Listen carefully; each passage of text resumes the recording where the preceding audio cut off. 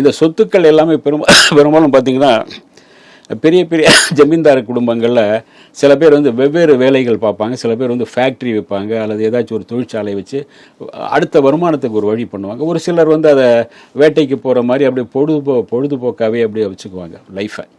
இவரும் பெரும்பாலும் இப்போ வேட்டைக்கு போவார். இவர் மாதம்பட்டி சிவகுமார் வேட்டைக்கு போவார். சத்யராஜ் சார் கூட அவர் கூட போயிருக்கேன்னு சொல்லியிருக்கார். வேட்டைக்கெல்லாம் போயிருக்கேன், முயல் வேட்டை இந்த வேட்டைக்கெல்லாம் போயிருக்கோம். சிவாஜி சார் வந்தாருன்னா இவங்க ஃபேமிலியை தான் சேர்ந்து வளர்ந்தேன் அங்கே ஃபுல்லாக. நான் அந்த வீடெல்லாம் இவருடைய வீடெல்லாம் நான் அவங்க பார்த்துருக்கேன். அவ்வளோ ஷூட்டிங் போகும்போது பார்த்திங்கன்னா அவ்வளோ பெரிய வீடாக இருக்கும். அந்த வீட்டில் பார்த்தீங்கன்னா ஃபோட்டோஸ் எக்கச்சக்கமாக வாசல்லே இருக்கும். எக்கச்சக்கமான இது நீங்கள் கமலா தியேட்டரில் போனால் எப்படி மாட்டி வச்சுருப்பாங்களோ அந்த மாதிரி பல ஃபோட்டோஸ் அப்படியே இருக்கும், மறைச்சி வச்சுருப்பாங்க ஃபுல்லாக. இவங்க ஒவ்வொரு காலகட்டத்து ஃபோட்டோஸ் எல்லாம், அது அவங்க முன்னோர்களில் ஃபோட்டோஸ் எல்லாமே. இந்த மாதிரி இவங்க செலவுகள் ஆகிட்டே இருக்கும். ஒரு பக்கம் கரையிறது தெரியாது. அங்கே இருக்கு போல் இருக்குது, இங்கே இருக்கு போல் இருக்குது நினச்சிட்டு இருப்பாங்க.